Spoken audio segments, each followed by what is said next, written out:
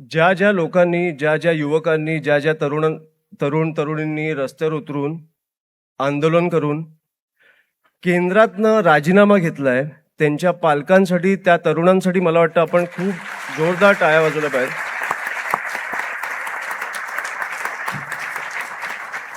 मी genuinely सांगतो, मी तुम्हाला genuinely सांगतो, मी राजसाहेबांचा मुलगा नसतो तर मी राजकारणात आलो नसतो.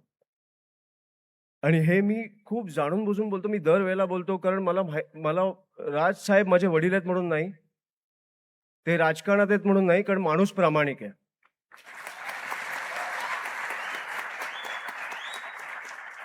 आणि मी हे पण छाती ठोकपणे सांगतो की तुमच्यासारखे सहकारी मला मिळाले नसते तर मी राजकारणात टिकलो नसतो.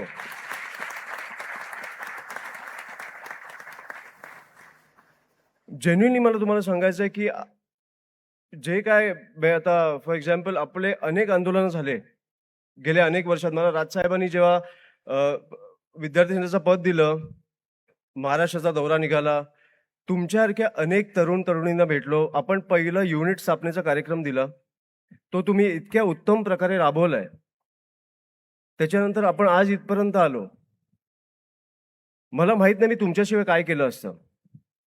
आणि जेन्युइनली मी हे सांगतो, कारण म्हणजे फॉर एक्झाम्पल आता तुम्ही आत्तापर्यंतचा दौरा झाला तो सगळे जे झाले आंदोलनं मला वाटतं विसरला पाहिजे. कारण मला आता तुम्हाला सांगायचे पण नाहीत आपण काय केलंय, आणि तुम्हाला आठवतं पण मला वाटतं विसरला पाहिजे. मला माहिती आहे आपण कुठच्याही आंदोलनात थांबलो नाही जोपर्यंत यश मिळालं नाही, जोपर्यंत त्या विद्यार्थ्यांना न्याय मिळाला नाही तोपर्यंत आपण थांबलो नाही. पण आपण हे सगळे आंदोलन विसरले पाहिजे, आपण पुढे गेलो पाहिजे. कारण आता राज्याची परिस्थिती काय झाली आहे, देशाची परिस्थिती काय झाली हे आपण बघितलं पाहिजे. मला वाटतं सगळं विसरलो पाहिजे, आता पुढे जायचंय. मी जेन्युइनली सांगतो. आता फॉर एक्झाम्पल आता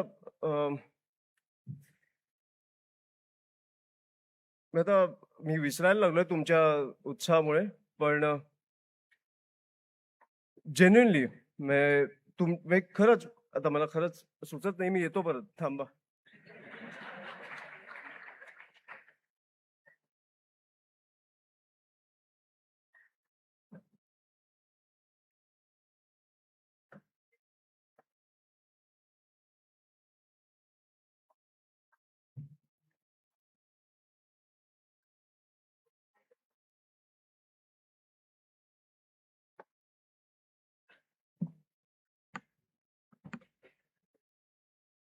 स्थिर स्थावर आहे मी.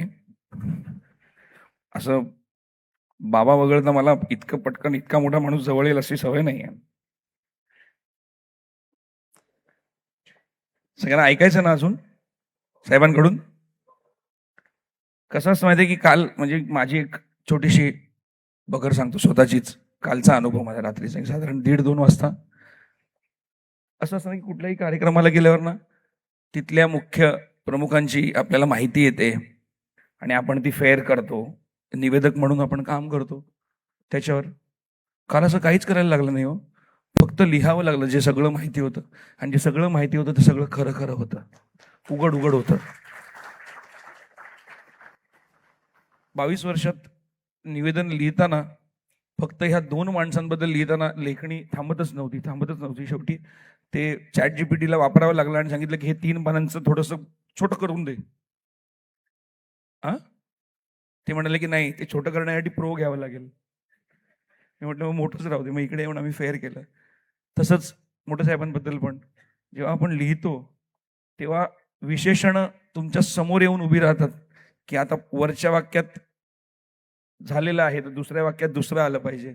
म्हणजे इतकं ते प्रगल्भ आहे सगळं विश्व ह्या 2 माणसांचं. मला असं वाटतं ह्या दोन्हीही महान विचारवंत आणि कृतिशील विचारवंतांसाठी जोरदार टाळ्या झाल्या पाहिजेत.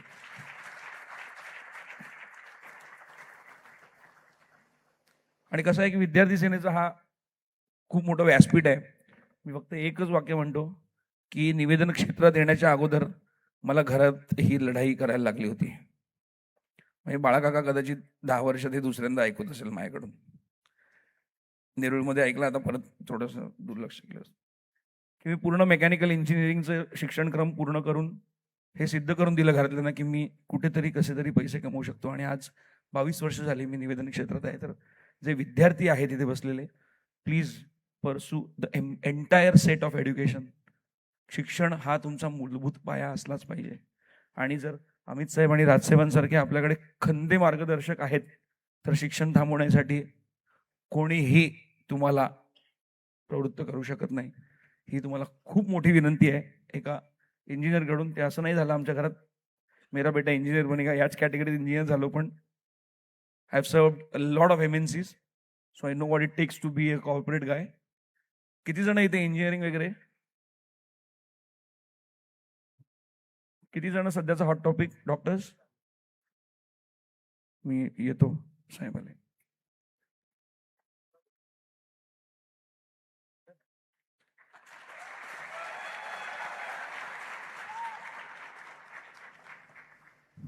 मी खरंच काय पाठ करून नाही आलोय म्हणून, पण तुमच्या ताकदीमुळे मला जरा धडकी भरली.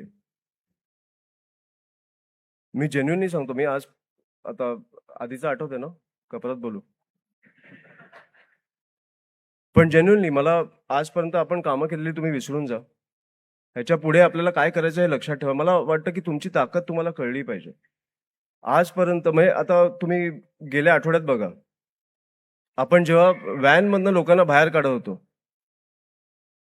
विद्यार्थ्यांना बाहेर काढत होतो, हा माझ्यात कॉन्फिडन्स कुठून आला? तर मला माहिती आहे की तुमची ताकद माझ्या मागे आहे आणि राजसाहेब ठाकरे नावाची एक शक्ती माझ्या मागे आहे. म्हणून मला वाटतं की हा कॉन्फिडन्स माझ्यात आला. पोलीस पण तुम्ही बघितले असतील तर शांत का होते? घाबरलेले? तर मला वाटत नाही घाबरलेले. पोलीस आहेत ते, महाराष्ट्राचे पोलीस आहेत ते. मला वाटतं ते कुठेतरी आदरयुक्त एक हे होतं त्यांना की दडपण, की कुठेतरी आपण शांत राहू. पण मला माहिती आहे ह्या राज्यात पोलीस बांधवांसाठी जर कोण उभं राहिला असेल तर तो राज ठाकरे आहे आणि त्यांचे महाराष्ट्र सैनिक आहेत. ह्या गोष्टी आपण कुठेतरी आपली ताकद समजून घेतली पाहिजे. कारण आता मी तुम्हाला जेन्युइनली सांगतो, मी राजकारणी नाही ना, मला बोलता येतं. पण मला माहिती आहे की आपल्या राज्यात काय चालू आहे, आपल्या देशात काय चालू आहे. मी खूप भीषण एक परिस्थिती बघितली आहे गेल्या 1 महिन्यात. खूप भीषण. मी काठ्या घालून लोकांना मारता, खिळे घालून लाठ्यांमध्ये लोकांना मारतायत काय, मुलींवर हात काय टाकतायत, कपडे काय फाडतायत. आत्ता ते चंद्रकांत दादा पाटील काय बोलले? चंपा काय बोलले ते? की दिल्लीत सगळ्या पोलिसांनी दगड उचललेत, आंदोलनात ते सगळे दगड उचललेत आणि त्या फुटप्रिंट वरनं ते आता आधार कार्डला लिंक करणार आहेत. सगळे चंपाच्या घरी पाठवा. मला वाटतं की ह्या तरुणांनी केंद्रातनं राजीनामा आणलाय, राज्यातनं आणायला वेळ नाही लागणार.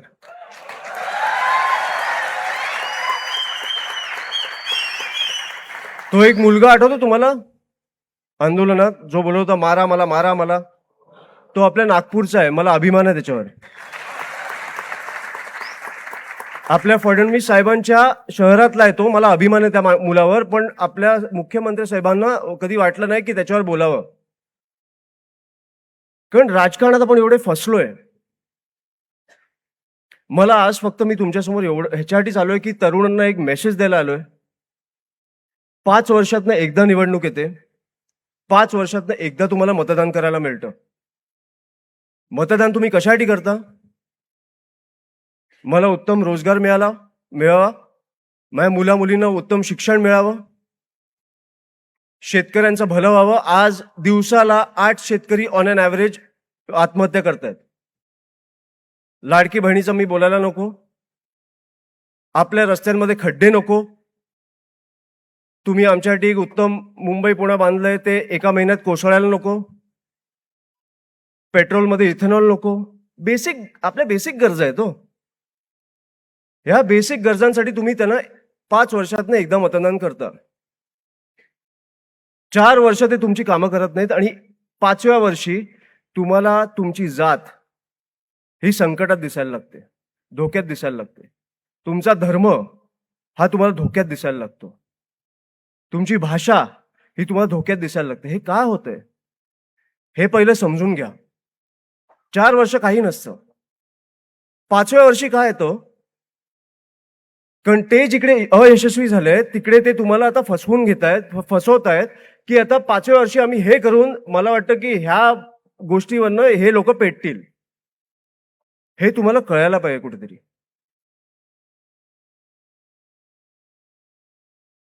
हे असं सहज जाऊन देऊ नका. ते 4 वर्ष तुमची मारतात आणि 1 वर्ष तुम्हाला मलम लावतात.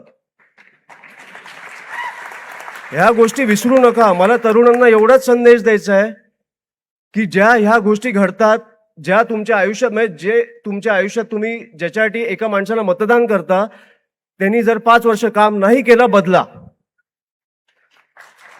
त्या राजकारणाने तुमची भीती वाटू द्या. आता कसं झालंय की राजकारणाने एक फॉर्म्युला मिळालाय. 5व्या वर्षी काय करायचं, 5व्या वर्षी तुम्ही काय करायचं हे तुम्ही ठरवलं पाहिजे. म्हणून मी आज तुमच्या समोर आलोय आणि ते आपण आता ह्याच्या पुढे करणार आहोत. त्याच्यामुळे आपण आता 1 तारखेला सदस्य नोंदणी आपण आपली जाहीर करत आहोत. आजपासून मी सगळीकडे फिरणार आहे, जिथे जिथे शक्य होईल तिकडे जाणार आहे. पण जिथे शक्य नाही होणार, सदस्य नोंदणी झाल्यावर माझा महाराष्ट्राचा दौरा निघणार आहे. मला प्रत्येक सदस्याला भेटायचं आहे, मला प्रत्येक विद्यार्थ्याला भेटायचं आहे.